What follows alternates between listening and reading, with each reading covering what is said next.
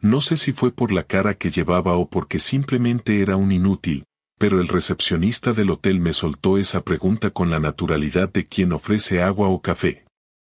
Le dije que 2 camas, sin pensarlo mucho, como si eso lo arreglara todo. Como si poner una frontera de sábanas entre nosotros fuese suficiente. Era 10 de septiembre, un miércoles, y estábamos en Valencia porque Laura tenía un congreso de enfermería. Ella insistió en que me escapara con ella un par de días, que podíamos aprovechar para desconectar. Y como un idiota, acepté. Pedí un par de días en el curro y dejé a Jimena con mis padres. Yo pensaba que íbamos a estar juntos, que por fin íbamos a recuperar algo de lo que ya no hablábamos. Pero cuando llegamos, Laura estaba más pendiente del móvil que de mí. Y cuando no estaba con el móvil, se encerraba en el baño. Tardaba una eternidad en salir. Cuando salía, ni me miraba. Me decía voy al congreso y se iba. El primer día intenté no pensar mal. Me bajé al bar del hotel, tomé un café, salí a caminar por el paseo. Hice lo típico de turista aburrido. Pero al segundo día, cuando volví a la habitación, vi la tarjeta del hotel en la mesa. No la mía. Otra. Con otro número de habitación. Te juro que no iba buscando nada. Fue casualidad. La tarjeta tenía escrito un nombre en boli, Carlos, planta 4. Y la letra era la de ella. Lo supe porque era idéntica a la que usa cuando deja notas en la nevera. No pregunté nada. Bajé, pedí una copa, y luego otra. Y cuando volví a la habitación, Laura ya estaba allí, en pijama, con la tele encendida y la cara de que todo era normal. Me preguntó si había cenado. Le dije que sí, que había comido algo por ahí. Me tumbé en la cama y no dije nada más. Esa noche dormimos en camas separadas, como si no nos conociéramos. Aún no sabía nada. Solo lo intuía. Pero eso fue el principio. El principio del mes más asqueroso de mi vida. Al día siguiente me desperté solo en la habitación. Laura se había ido temprano al congreso, según la nota que dejó en la mesilla, escrita deprisa con bolígrafo azul en un papel del hotel. He bajado ya, nos vemos después. No olvides que a las 8 tenemos la cena del cierre. Me quedé sentado un rato en la cama sin moverme. Me dolía la cabeza. No era solo por las copas del día anterior, era otra cosa, una mezcla de malestar, de no saber qué estaba haciendo ahí, de sentirme como un invitado en mi propio matrimonio. Me duché, bajé a desayunar solo y luego salí a caminar por el centro. Pasé por la plaza del ayuntamiento, entré en un par de tiendas sin comprar nada, y me senté en un banco a ver pasar a la gente. No tenía ganas de volver al hotel. No quería estar en esa habitación con 2 camas separadas. Y sobre todo, no quería fingir que todo estaba bien. A eso de las 12, volví. Y fue ahí donde empezó todo. Estaba esperando el ascensor cuando escuché una voz familiar detrás de mí. Me giré, y no sé si fue por el reflejo del espejo o por mi propio instinto, pero sentí un escalofrío en la espalda. Era Laura, saliendo de la escalera de servicio. Iba sola, pero con el pelo revuelto, como si hubiese salido corriendo de algún sitio. Me miró con cara de susto, como si no esperara verme ahí. Se paró en seco, ajustó el bolso en su hombro y soltó una sonrisa forzada que me sonó a excusa. Me dijo que se había olvidado el móvil en la habitación, que venía a por él, pero noté cómo evitaba mirarme a los ojos. Y yo no dije nada. Solo asentí y subimos juntos. No le pregunté por qué no había usado el ascensor si ya venía desde abajo. No le pregunté por qué tenía las mejillas rojas o por qué su bata blanca del Congreso estaba arrugada. Solo entré en la habitación, me senté en la cama y encendí la tele. Ella estuvo todo el día fuera. Dijo que tenía ponencias, talleres, y que no llegaría hasta la hora de la cena. A las 8 en punto bajé al restaurante del hotel. Era uno de esos salones donde todos parecen conocerse, donde la gente sonríe por compromiso y brinda por cosas que no siente. Laura estaba en una mesa del fondo, rodeada de gente del hospital. Me saludó con la mano como si fuéramos compañeros de trabajo, ni un beso, ni una caricia, solo esa distancia fría que llevaba semanas creciendo entre nosotros. Me acerqué, me senté a su lado, y durante los primeros minutos no dije nada. Escuchaba cómo hablaban del Congreso, de los turnos, de lo mal que estaba la sanidad pública. Me puse a mirar al tipo que tenía enfrente, uno alto, con barba corta, sonrisa fácil, de esos que parecen agradables por defecto. Llevaba el gafete del evento colgado al cuello. Carlos, Hospital La Paz, Madrid. No pude evitar fijarme en cómo se miraban. No era descarado, no era obvio, pero había algo. A veces uno se da cuenta de esas cosas no por lo que ve, sino por lo que falta. Por el silencio entre palabra y palabra, por las miradas que duran un segundo más de lo normal, por cómo se ríen de cosas que nadie más entiende. Durante la cena, Laura me ignoró casi todo el tiempo. Hablaba con los demás, se reía con ese tal Carlos, y solo me dirigía la palabra para preguntarme si quería vino o si me gustaba el pescado. Yo respondía con monosílabos, pero no porque no quisiera hablar, sino porque no tenía nada que decir. Estaba allí sentado, cenando entre gente que no conocía, observando cómo mi mujer parecía más cómoda con un grupo de desconocidos que conmigo. Y en ese momento, algo se rompió por dentro. No fue un estallido, fue algo más sutil. Una certeza. Cuando terminó la cena, me levanté antes de que sirvieran el postre. Le dije a Laura que tenía dolor de cabeza y que me subía a la habitación. No me ofreció acompañarme. Solo me dijo que no tardaría, que iban a tomar una copa con algunos compañeros. Y ahí lo supe. No era la primera vez que pasaba. Ese ambiente, esa complicidad, no se construye en un par de días. Era algo que venía de antes. De mucho antes. Me encerré en la habitación, apagué la luz, me tumbé en la cama sin quitarme la ropa y esperé. A las 2 de la mañana, la puerta se abrió con cuidado. Escuché cómo dejaba los tacones en silencio, cómo se movía por la habitación sin encender la luz, como si yo estuviera dormido. No dije nada.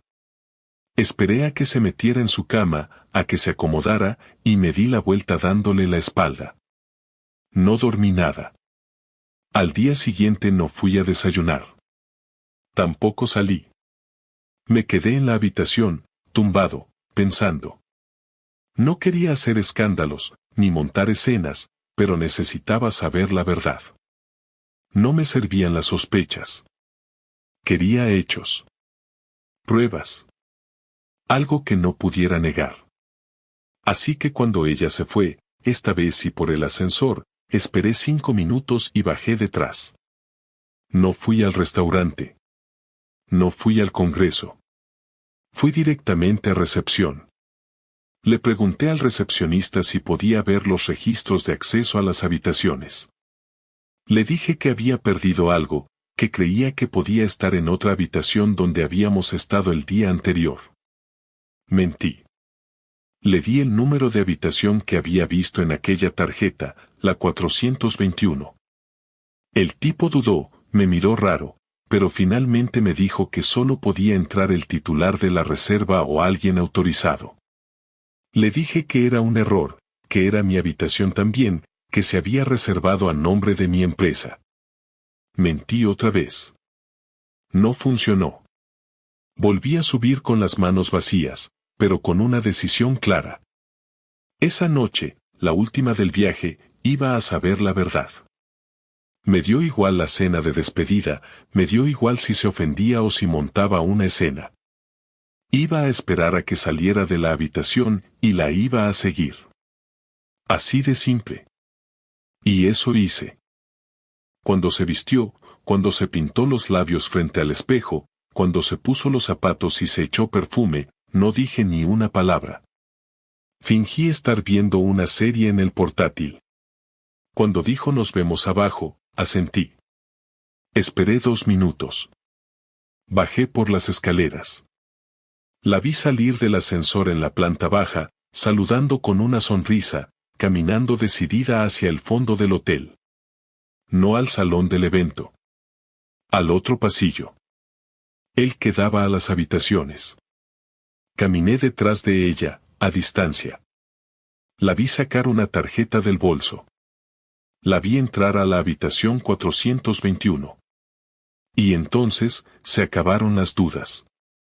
Me quedé frente a la puerta unos segundos que se me hicieron largos, no porque dudara de lo que había visto, sino porque necesitaba ordenar la cabeza antes de empujarla, y cuando por fin llamé con los nudillos, no fue un golpe dramático ni nada parecido, fue seco y normal, como el de alguien que va a recoger un abrigo olvidado, y lo que escuché desde dentro fue silencio primero y luego pasos apresurados, un murmullo, una risa nerviosa que reconocí al instante aunque no quería hacerlo, porque era la risa de Laura cuando se ponía incómoda, y entonces la puerta se abrió apenas unos centímetros y apareció su cara, pálida, con los ojos muy abiertos, sin tiempo para inventar nada. ¿Sergio? ¿Qué haces aquí? No respondí enseguida, porque detrás de ella vi el reflejo en el espejo del armario, vi una camiseta que no era mía tirada sobre la silla, vi 2 copas sobre la mesa, vi la chaqueta de él colgada en el respaldo. Y entonces empujé la puerta con la mano sin tocarla a ella, entré y cerré despacio, con cuidado, como si cerrar fuerte pudiera romper algo más de lo que ya estaba roto. Carlos estaba de pie junto a la cama, sin zapatos, con cara de no entender nada, y cuando me miró, lo primero que hizo fue decir mi nombre, porque lo sabía, porque ella se lo había dicho, y eso fue como una bofetada. Sergio, espera, no es lo que piensas, dijo Laura, adelantándose un paso, poniéndose entre él y yo, no para protegerme a mí, sino a él. Apártate, le dije. No me hables ahora. Ella no se apartó. Carlos carraspeó, incómodo, y dijo algo sobre que podía irse, que no quería problemas, que esto había sido un error, y ahí fue cuando exploté, no a gritos, no tirando cosas, sino de esa manera fría que da miedo incluso al que la siente. No te muevas, le dije. Si te vas ahora, vas a quedar como un cobarde más de los que se meten en camas ajenas y luego salen corriendo. Laura me miró como si no me reconociera. Me preguntó qué estaba diciendo, que bajara la voz, que había gente en el pasillo, que estaba exagerando, y esa palabra, exagerando, fue la que hizo que todo se desbordara. ¿Exagerando? Le pregunté. He dejado a nuestra hija con mis padres para venir contigo, he dormido en una cama separada mientras tú entrabas aquí con él, he pasado 2 días haciendo el idiota mientras me mirabas como si fuera un mueble, y ahora me dices que exagero. Carlos intentó decir algo, pero Laura le tocó el brazo para que se callara, y luego se volvió hacia mí con esa cara que pone cuando quiere controlar la situación, cuando en el hospital las cosas se complican y ella se pone firme, como si estuviera hablando con un paciente difícil. Sergio, esto no es así, no es tan simple, no puedes venir aquí y montar un numerito, tenemos que hablarlo tranquilos. No, le respondí. Hablar tranquilos ya no toca. Esto es lo que es. Y quiero que lo digas tú. Hubo un silencio incómodo. Carlos miraba al suelo. Laura apretó los labios, respiró hondo, y al final habló, pero no como yo esperaba. Vale. Sí. He estado viéndolo. No es la primera vez. Pero no es lo que crees. Me reí. No porque tuviera gracia, sino porque era lo único que me salía. Claro que no es lo que creo. Seguro que estáis jugando al parchís. Ella me pidió que no fuera sarcástico, que no ayudaba, que yo también tenía parte de culpa, y ahí fue cuando sentí una rabia limpia, directa, sin vueltas, porque podía aceptar muchas cosas, pero no que me hiciera responsable de su decisión. No metas mi nombre en esto, le dije. Esto lo has decidido tú. Tú has venido aquí. Tú has entrado en esta habitación. Tú le has dado una tarjeta con su nombre escrito. No yo. Carlos levantó la cabeza y dijo que no quería problemas, que él pensaba que ya estábamos separados, que Laura le había dicho que lo nuestro estaba muerto desde hacía tiempo, y cuando escuché eso, miré a Laura esperando que lo negara, pero no lo hizo. ¿Muerto? Le pregunté. ¿Desde cuándo? Ella se sentó en la cama, como si las piernas no le sostuvieran, y empezó a hablar, rápido, atropellado, diciendo que llevaba meses sintiéndose sola, que yo estaba siempre cansado, que solo hablábamos de la niña, de las facturas, de lo de siempre, que con él se sentía escuchada, que no había planeado que pasara así, que simplemente ocurrió. Nada ocurre sin más, le dije. Todo se decide. Le pregunté cuántas veces. Me dijo que no quería decirlo. Le dije que si no me lo decía, lo iba a asumir yo. Me miró y murmuró un número que no voy a repetir aquí, pero que fue suficiente para entender que aquello no era una aventura aislada ni una noche tonta de hotel. Carlos empezó a vestirse. Laura no lo detuvo. Yo tampoco. Cuando él pasó a mi lado, me dijo que lo sentía, que nunca quiso hacerme daño, y no le respondí, porque no tenía nada que decirle a alguien que se había metido en mi vida sin pedir permiso. Cuando se fue, la habitación se quedó en silencio. Laura seguía sentada en la cama. Yo me apoyé en la pared. No había lágrimas. No había gritos. Solo cansancio. ¿Y ahora qué? Me preguntó. Ahora no lo sé, le dije. Pero esto no se queda aquí. Ella empezó a llorar entonces, pero no de arrepentimiento, sino de miedo, porque por primera vez entendió que había cruzado una línea de la que no se vuelve con disculpas ni promesas. Me pidió perdón varias veces. Me dijo que estaba confundida. Me dijo que no sabía cómo había llegado a ese punto. Yo la escuché sin interrumpirla, y cuando terminó, le dije algo que llevaba tiempo rondándome la cabeza. Lo peor no es que te acostaras con él. Lo peor es que me miraras cada día sabiendo que lo estabas haciendo. No me quedé a dormir.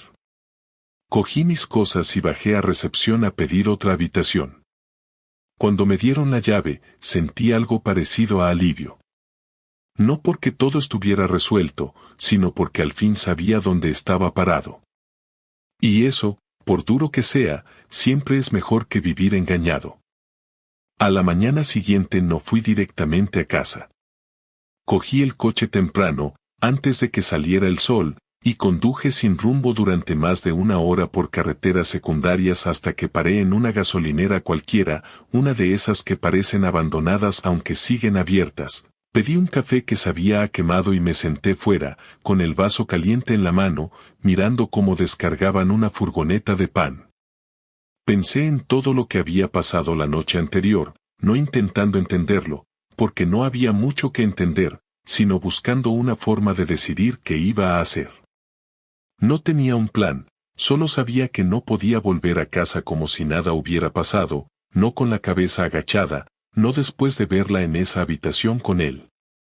Encendí el móvil, tenía 5 llamadas perdidas de Laura y 3 mensajes que no abrí. Apagué el teléfono otra vez y volví al coche. Volví a casa hacia las 10. Jimena estaba con mis padres, así que no había nadie. Entré, dejé la maleta en la entrada y me senté en el sofá del salón, el mismo en el que nos habíamos reído tantas veces viendo series, en el que Laura dormía la siesta los domingos, en el que yo me había quedado dormido tantas veces con el mando en la mano.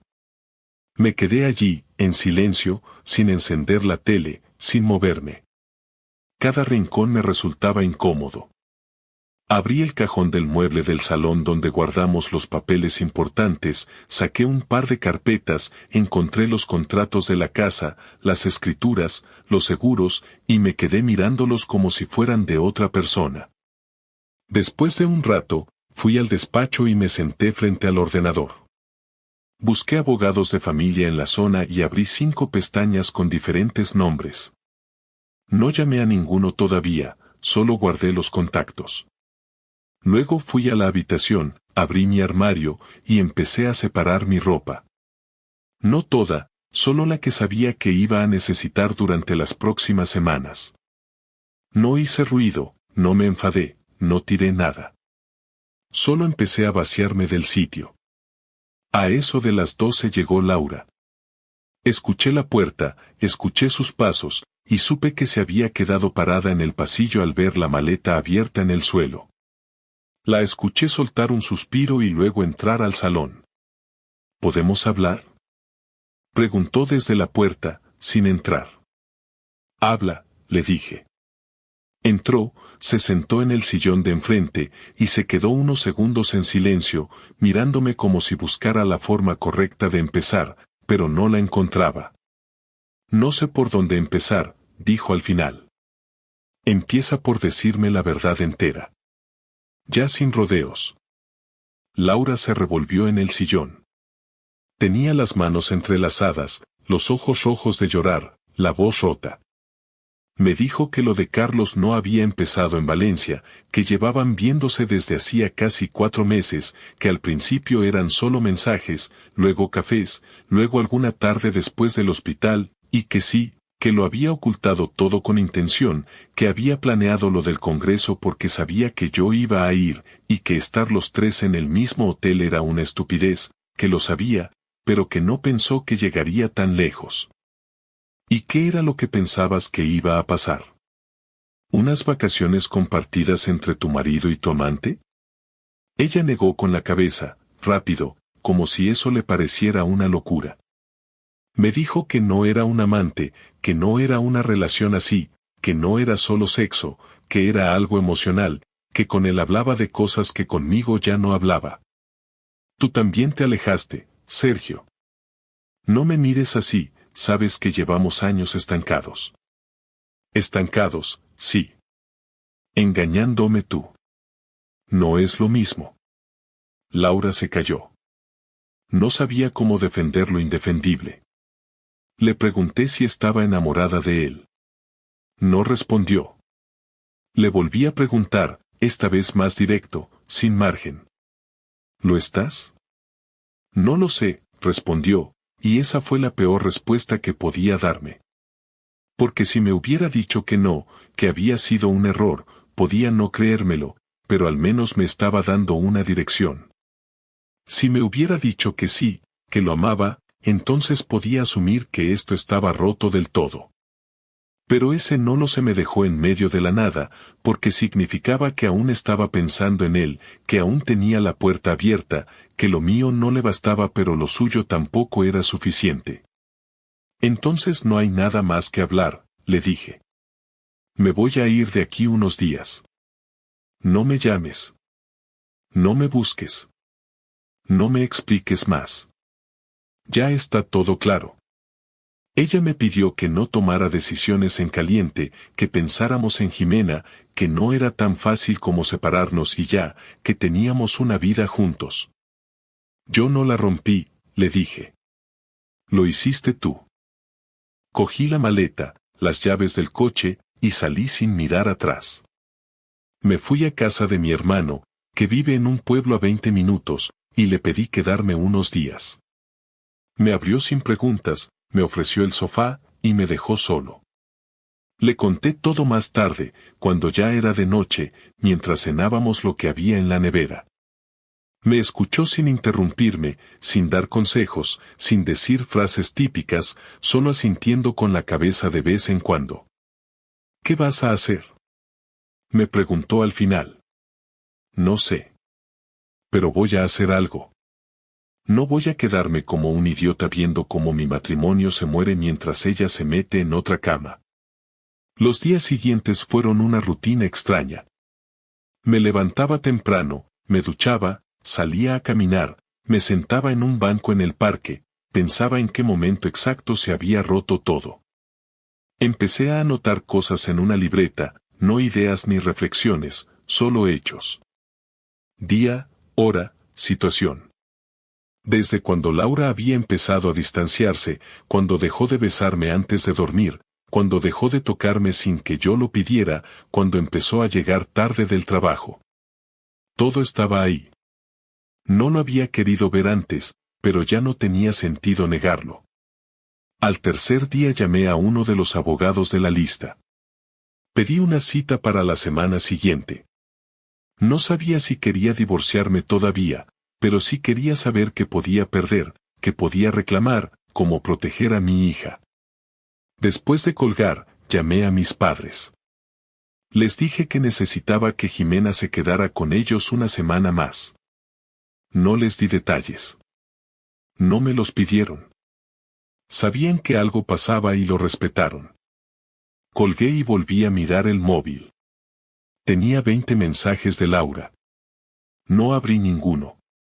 No quería leer disculpas, no quería que me pidiera tiempo, no quería que me hablara como si yo fuera el que estaba rompiendo algo. Esa misma noche empecé a escribir una carta. No para ella. Para Jimena. No pensaba dársela ahora, pero necesitaba dejar por escrito mi versión de las cosas, para cuando creciera y preguntara. No pensaba permitir que me pintaran como el padre que se fue sin luchar.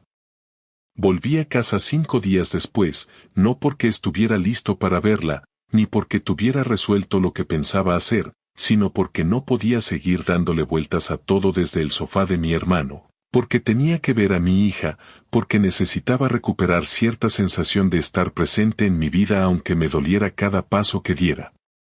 Entré con la llave, eran las 7 de la tarde y la casa estaba en silencio. Jimena todavía no había vuelto de casa de mis padres. Laura estaba en la cocina, de espaldas, removiendo algo en una olla aunque claramente no estaba cocinando nada, y cuando escuchó la puerta ni siquiera se giró, se quedó quieta como esperando que yo hablara primero. Fui directo al salón, dejé la mochila en el suelo y me senté en el mismo sofá en el que habíamos tenido tantas conversaciones sin importancia, y esta vez lo hice para tener una que iba a cambiarlo todo. Ella entró un minuto después, con las manos vacías, sin expresión en la cara, sin maquillaje, sin los gestos forzados que había usado las veces anteriores para convencerme de que todo tenía arreglo. Se sentó en el otro extremo del sofá, dejando entre nosotros una distancia que ya no tenía sentido disimular, y me preguntó si iba a quedarme o si solo venía a buscar mis cosas. Le dije que iba a quedarme unos días, que necesitaba ordenar todo lo que venía después y que, hasta entonces, esta también era mi casa. No respondió, solo asintió sin convicción. No te he escrito más porque entendí que no querías escucharme, dijo después. No quiero escuchar excusas, le respondí. Quiero hablar de lo que vas a hacer tú ahora. Me miró confundida, como si esperara que fuera yo el que pidiera una reconciliación o una salida pactada. Le dije que no pensaba dejarle las cosas fáciles, que no iba a salir de esta casa con una mochila mientras ella se quedaba con todo como si yo hubiera sido el problema. Le recordé que había trabajado durante años para pagar esa hipoteca, que había asumido mis responsabilidades con Jimena sin un solo fallo, que nunca había puesto en duda nuestro proyecto de vida en común, y que si ahora todo eso se rompía por una decisión suya, sería ella la que tuviera que asumir las consecuencias. No te estoy echando la culpa de todo, me dijo, pero no puedes negar que lo nuestro estaba muerto desde hace mucho. Muerto no justifica traición, le respondí. Y si estaba muerto, podías haber hablado antes de meterte en otra cama. Le dije que había hablado con un abogado, que había empezado a ver opciones, que pensaba pedir la custodia compartida de nuestra hija y que no iba a dejar que tomara ninguna decisión por mí, ni económica ni familiar. Se quedó callada un rato largo, y luego empezó con lo de siempre, con que no quería que Jimena sufriera, que había cometido un error, que no sabía cómo manejarlo, que había pensado que era algo pasajero y que se le había ido de las manos. ¿Lo sigues viendo? Le pregunté sin rodeos.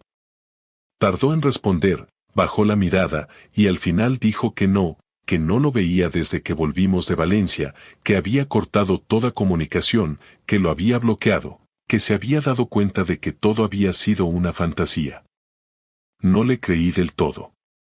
No porque pensara que estaba mintiendo descaradamente, sino porque sabía cómo funciona ese tipo de cosas, como lo que uno corta un lunes puede volver el viernes si se siente solo. Pero no le dije nada. Solo anoté su respuesta mentalmente por si más adelante tenía que usarla.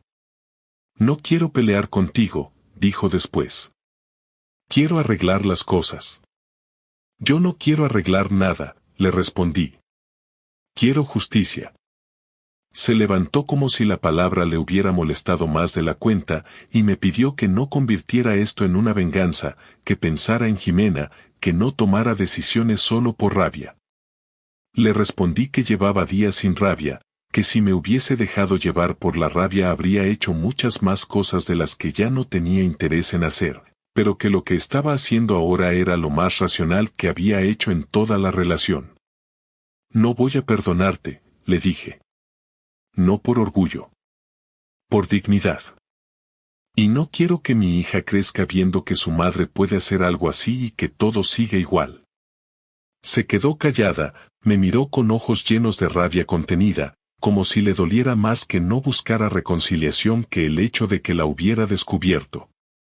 Le dije que iba a quedarme hasta resolver la parte legal, que no pensaba dormir en la misma cama que ella y que quería que empezáramos a establecer una rutina en la que no fingíamos nada delante de Jimena, pero que tampoco íbamos a usarla como excusa para mantener algo que ya no existía. Aceptó sin discutirlo. Me dijo que dormiría en el sofá, que no quería que yo me fuera de casa hasta que todo estuviera claro. Le dejé claro que si volvía a contactar con Carlos, yo me iba a enterar, y que entonces sí que iba a usar todo lo que pudiera legalmente en su contra. Durante esa semana, convivimos como dos desconocidos. Por las mañanas nos cruzábamos en la cocina sin decirnos nada, nos repartíamos los turnos para llevar y recoger a Jimena del colegio, y cuando ella dormía, cada uno se encerraba en una habitación distinta. No hubo más discusiones. No hubo más gritos. Solo una distancia medida con reglas básicas. No hablar del pasado. No hablar del futuro. No mencionar a Carlos. No usar a Jimena como arma emocional. Acordamos que cuando estuviera lista la primera cita con el abogado, iríamos los dos. Quería que todo quedara escrito, que no hubiera lugar para confusiones. Ella aceptó, pero noté que aún guardaba la esperanza de que yo cambiara de idea. ¿De verdad crees que no queda nada? Me preguntó una noche, mientras limpiábamos los platos en silencio. Queda una hija, le respondí. Y eso es lo único que me importa ahora. Ella no insistió. Sabía que no hablaba desde el enojo. Sabía que la decisión ya estaba tomada. Y esa fue la primera vez, desde todo lo ocurrido, en la que dejó de hablarme como si pudiera arreglar algo. Se rindió. Y en ese gesto, por más triste que suene, yo sentí un poco de paz. Una semana después nos sentamos frente al abogado. Era una oficina fría, con muebles oscuros, carpetas por todos lados y esa sensación de que todo lo que se dice ahí tiene un peso distinto. El abogado se llamaba Ramiro, tendría unos 50 años, hablaba con frases cortas pero claras y miraba a los dos con esa expresión de quien ya ha visto todo, de quien sabe exactamente cómo empieza y cómo termina una pareja que se sienta en esas sillas. Me preguntó si queríamos una separación amistosa o si había conflicto. No dije nada al principio. Esperé a que hablara ella. Laura dijo que prefería que todo fuera lo más tranquilo posible, por Jimena, por nosotros, por no complicar más las cosas. Yo asentí. Le dije al abogado que estaba de acuerdo, pero que había condiciones. No se las solté como una amenaza, se las dije como se dicen los hechos. Quiero la custodia compartida, quiero mantener el contacto diario con mi hija, quiero vender la casa si no hay acuerdo para comprar mi parte, quiero revisar cada detalle de lo que corresponde a cada uno, y sobre todo, quiero dejar muy claro que aquí hubo una infidelidad, que si en algún momento eso pesa legalmente, quiero que conste. Laura no dijo nada durante unos segundos. No porque no supiera qué decir, sino porque no esperaba que pusiera todo sobre la mesa tan directamente. El abogado tomó nota, le preguntó a ella si tenía alguna objeción. Ella solo dijo que no quería pelear por bienes, que lo único que le importaba era que Jimena no sufriera más de lo que ya iba a sufrir. Después de esa reunión no volvimos a hablar más del tema durante varios días. La convivencia siguió siendo mecánica. Jimena preguntaba por qué no dormíamos juntos y yo le respondía que a veces los adultos necesitaban espacios distintos.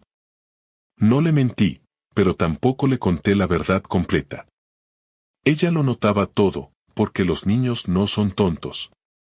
Yo intentaba mantener las rutinas, ayudarla con los deberes, llevarla a sus clases, estar presente y al mismo tiempo preparar lo que venía después.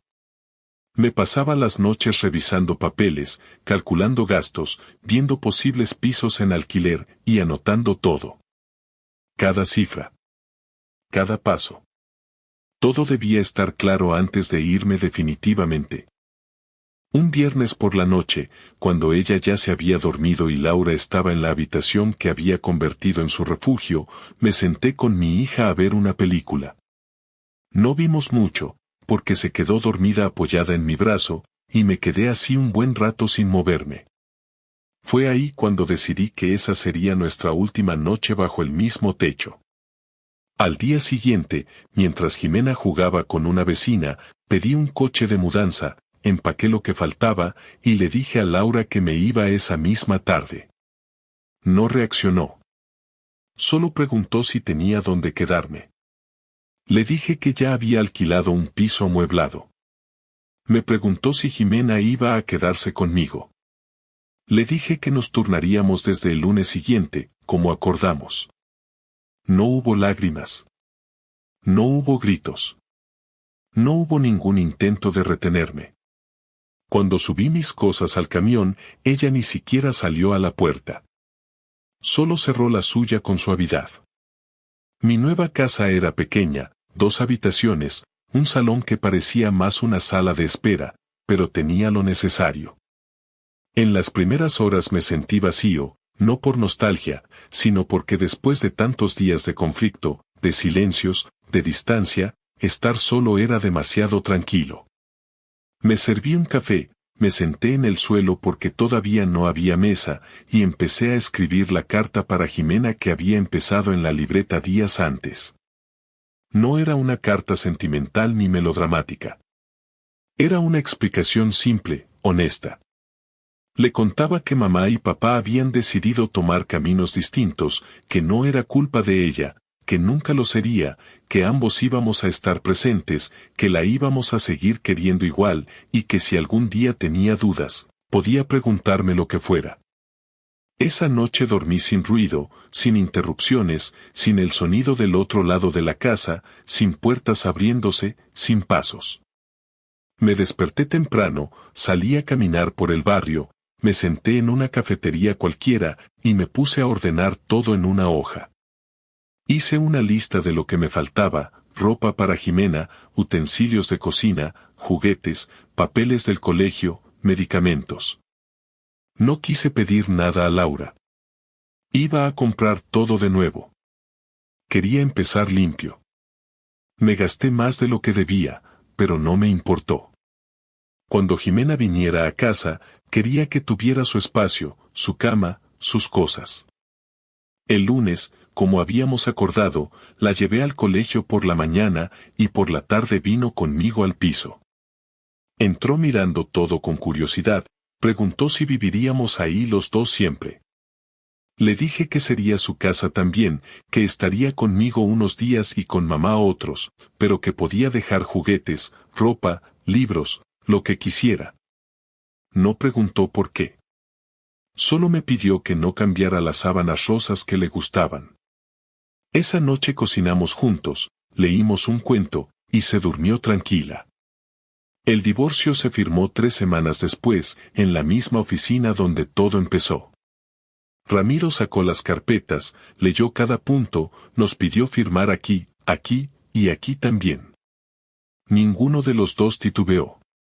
No hicimos comentarios, no dimos discursos. Solo firmamos. Al salir, Laura me pidió que fuéramos a tomar un café. Dudé, pero acepté. Entramos en una cafetería cerca del juzgado, pedimos 2 cafés y nos sentamos en silencio. Nunca pensé que llegaríamos a esto, dijo ella, mirando la taza. Yo tampoco, respondí, pero llegó. ¿Alguna vez pensaste en perdonarme? No. Ni un segundo. Ella asintió. No discutió. Solo preguntó si algún día íbamos a poder hablar sin tensión. Le dije que no lo sabía, que eso dependía del tiempo, de cómo se comportara, de si mantenía distancia, de si era capaz de entender que el daño no se mide solo en lo que se ve. Me dio las gracias por no haberle quitado a Jimena.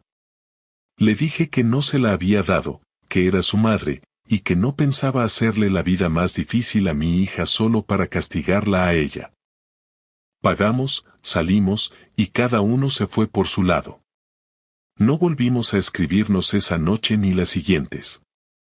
A partir de ahí, solo hablamos de cosas prácticas, del colegio, de horarios, de vacunas, de libros, de uniformes. Nada más. Las primeras semanas fueron incómodas, pero luego se volvió rutina. Intercambios sin emociones, mensajes cortos, respuestas útiles. Aprendimos a convivir en la distancia. Hoy, un mes después de aquella noche en el hotel, puedo decir que no me arrepiento de nada. No me arrepiento de haberme ido, ni de haber enfrentado la verdad, ni de haber hecho todo como lo hice. No porque haya sido perfecto, sino porque fue lo que debía ser. A veces la dignidad no se grita, se ejecuta. Se organiza, se firma, se lleva con una hija de la mano a un piso vacío y se llena todo desde cero. No he vuelto a pensar en Laura como mi pareja. Es la madre de mi hija, una persona que tomó decisiones que rompieron algo que ya no tenía arreglo. Nada más. Y así cerró todo. Con la misma calma con la que empezó. Sin escenas, sin espectáculo. Solo hechos, decisiones, consecuencias. Y ahora que está todo firmado, ahora que la historia está completa, puedo mirar atrás sin dudas. La herida existe, claro, pero también existe la certeza de haber actuado con firmeza. No para vengarme, sino para proteger lo poco que aún valía la pena.